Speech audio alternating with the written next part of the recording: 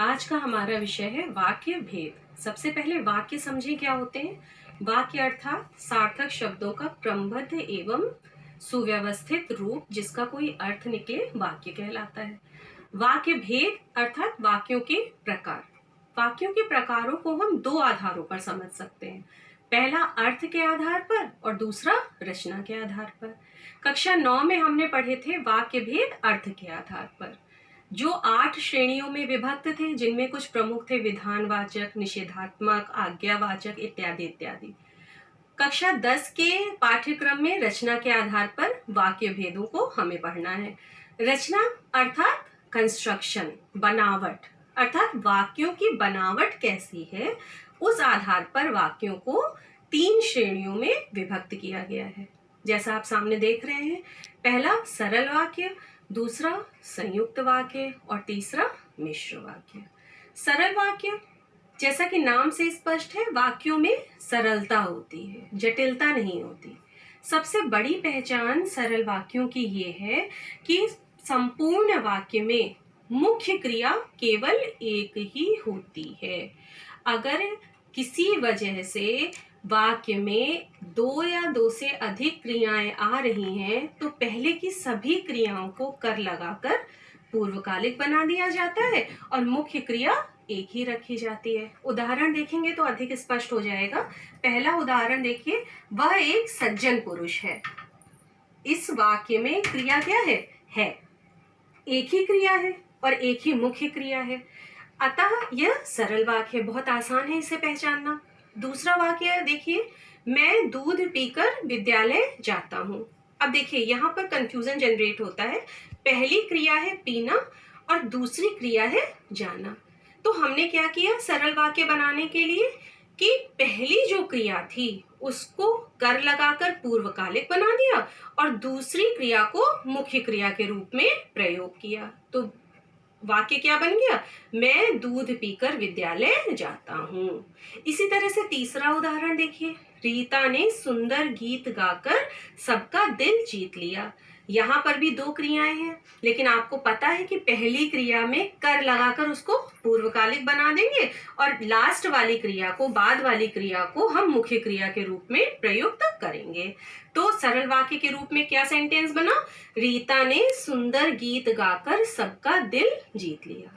ठीक है, इस प्रकार सरल वाक्यों की सबसे बड़ी पहचान यही है कि वाक्य में मुख्य क्रिया एक ही होती है, जिसे देखकर आप आसानी से पहचान जाएंगे कि पर्टिकुलर वाक्य सरल वाक्य है। दूसरे प्रकार पर आते हैं संयुक्त वाक्य। जैसा कि नाम से स्पष्ट है, संयुक्त अर्थात जुड़ा हुआ। वाक्यों की चर्चा की जा रही है तो कौन जुड़े होंगे, वाक्य जुड़े होंगे। किससे जुड़े होंगे, संयोजक अव्यय के माध्यम से 2 वाक्य परस्पर जुड़े होंगे। संयोजक अव्यय अर्थात कंजंक्शंस, जिन्हें हिंदी में समुच्चय बोधक अव्यय भी कहा जाता है। ये होते हैं और, तथा, एवं, इसलिए, क्योंकि, परंतु, अन्यथा इत्यादि इत्यादि। अब संयोजक अव्यय के पहले वाला जो वाक्य होगा उसको क्या कहेंगे, प्रधान उपवाक्य, और संयोजक अव्यय के बाद वाला जो वाक्य होगा उसे कहेंगे समानाधिकरण। ये जो डिवीजन है इसे समझना बहुत जरूरी है, क्योंकि बोर्ड एग्जाम्स में अक्सर सेंटेंस दिया होता है और उसमें ये पहचानना होता है कि कौन सा भाग प्रधान उपवाक्य, कौन सा भाग समानाधिकरण है।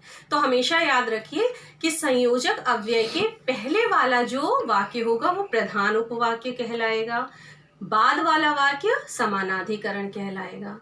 अब समानाधिकरण क्यों कहते हैं, शब्द से समझिए, समान अधिकरण अर्थात समान अधिकार। किस चीज का समान अधिकार, जो सारी चीजें प्रधान उपवाक्य में होंगी वही सारी चीजें समानाधिकरण वाक्य में भी होंगी। अर्थात कर्ता प्रधान उपवाक्य में भी होगा, कर्ता समानाधिकरण में भी होगा, क्रिया प्रधान उपवाक्य में भी होगी, क्रिया समानाधिकरण में भी होगी। उदाहरण देखिए, अधिक समझ में आएगा। पहला उदाहरण देखिए, रोहन प्रथम आया क्योंकि उसने अथक परिश्रम किया था। रोहन प्रथम आया प्रधान उपवाक्य, क्योंकि संयोजक अव्यय या समुच्चय बोधक अव्यय, और उसने अथक परिश्रम किया था समानाधिकरण। अब देखिए, कर्ता और क्रिया की तुलना कीजिए दोनों वाक्यों में। पहले वाक्य में जहां रोहन करता है, वहीं दूसरे वाक्य में उसने करता है। पहले वाक्य में जहां आया क्रिया है, वहीं दूसरे वाक्य में किया था क्रिया है। तो इस तरह से दोनों ही वाक्य बैलेंस्ड वाक्य हैं। दोनों में कर्ता और दोनों में क्रिया की उपस्थिति बराबर है। तो ये संयुक्त वाक्य अंतर्गत आया। सबसे बड़ी पहचान संयुक्त वाक्यों की ये है कि ये दोनों वाक्य किसी समुच्चय बोधक या संयोजक अव्यय या कंजंक्शन के द्वारा ही जुड़े होंगे।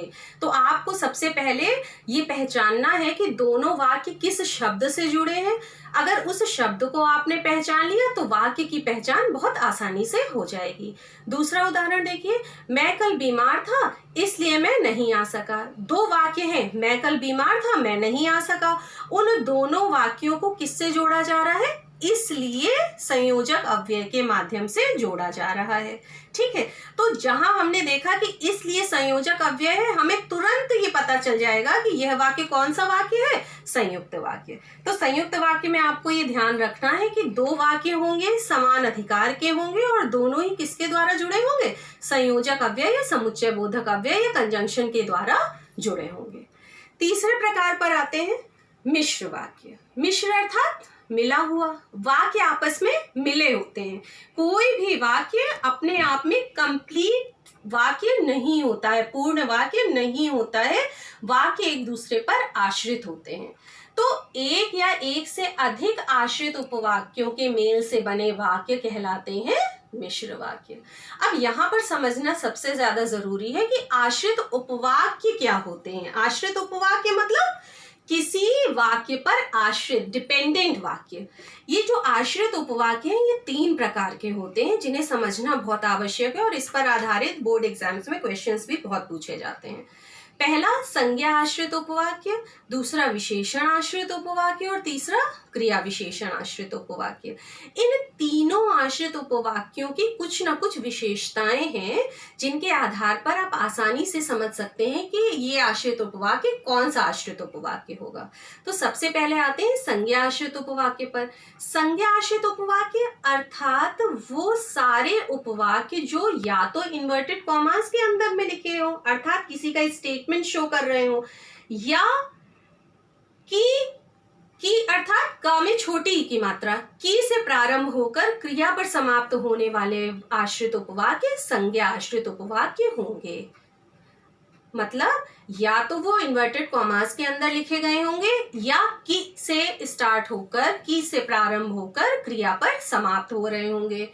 आपको ये देखना है कि वाक्य या तो इन्वर्टेड कॉमास के अंदर है या की से स्टार्ट होकर क्रिया पर समाप्त हो रहे हैं। अगर आपको ये पहचान देखने को मिल रही है तो वो आश्रित उपवाक्य संज्ञा आश्रित उपवाक्य की श्रेणी में आएगा। दूसरा देखिए विशेषण आश्रित उपवाक्य। विशेषण आश्रित उपवाक्य में कुछ शब्द निर्धारित हैं, उन शब्दों से प्रारंभ होकर क्रिया पर समाप्त होने वाले वाक्य विशेषण आश्रित उपवाक्यों की श्रेणी के अंतर्गत आते हैं।